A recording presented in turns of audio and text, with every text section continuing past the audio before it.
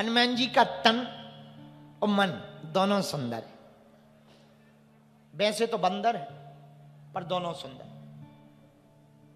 हैं। बंदर पर सुंदर है। अच्छा एक बात बताओ, बंदर सुंदर होता है क्या? हलवा होता है। हम लोग किसी को घर में गालियां भी देते हैं तो क्या देते हैं? कोई नहाए ना बच्चा सुबह सुबह से तो क्या कहते हैं? ये बंदर जैसा दिख रहा है। किसी के लिए दूल्हा देखने जाते हैं तो क्या कहते हैं? क्यों भाई, फलानी लड़के के लिए दूल्हा देखने गए थे, जो बारात आई थी दूल्हा कैसा था? बोले बंदर था।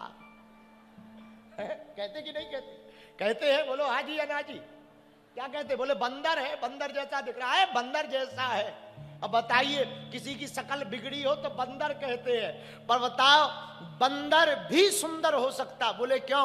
बोले यदि काम का बंदर होगा तो कुरूप दिखेगा, पर बंदर राम का हो जाए तो बंदर भी सुंदर हो जाता है।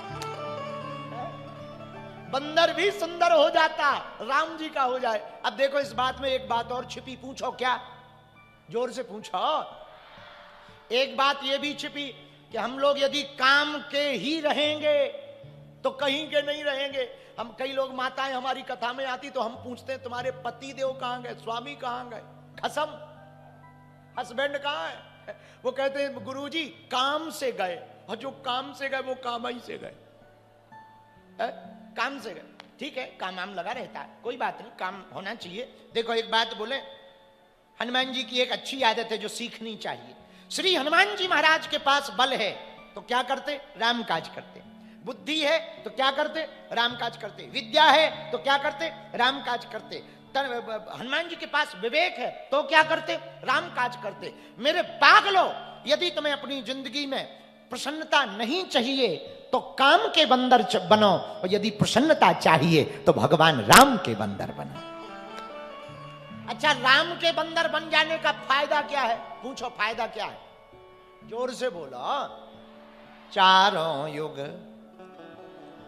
परताप तुम्हारा है परिसिद्ध जगत। काम के बंदर बनोगे तो कुछ हाथ नहीं लगेगा। काम का बंदर रावण था, कुछ हाथ नहीं लगा। दशानन था, 10 ग्रीव था, 10 सिर थे, 10 खोपड़ियां थी, 20 आंखें थी, 20 भुजाएं थी, कुछ काम नहीं आया, सब चला गया। क्योंकि काम का बंदर था।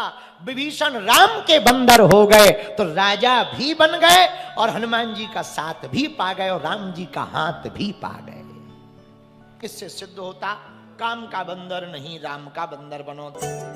बालाजी महाराज के कृपा पात्र बागेश्वर धाम पीठाधीश्वर परम पूज्य धीरेन्द्र कृष्ण शास्त्री जी महाराज का पावन संकल्प। मध्य प्रदेश में छतरपुर के ग्राम गढ़ा में बनेगा विश्व स्तरीय कैंसर अस्पताल एवं रिसर्च सेंटर, जिसकी आधारशिला देश के यशस्वी प्रधानमंत्री नरेंद्र मोदी जी के कर कमलों से रखी जा चुकी है। 200 करोड़ रुपए की लागत वाले 100 बेड के इस अस्पताल में गरीबों का होगा मुफ्त इलाज। ये बहुत बड़ा अवसर है, बहुत बड़ा काम है। संकल्प बड़ा हो, संतों के आशीर्वाद हो, प्रभु की कृपा हो तो समय सीमा में सब पूर्ण होता है। हमारे प्रियजनों, बागेश्वर धाम पूरे भारत के लोगों, अभी तक अस्पतालों में मंदिर थे, अब मंदिर में अस्पताल होगा। कैंसर हॉस्पिटल निर्माण हेतु सहयोग देकर पुण्य के भागी बने।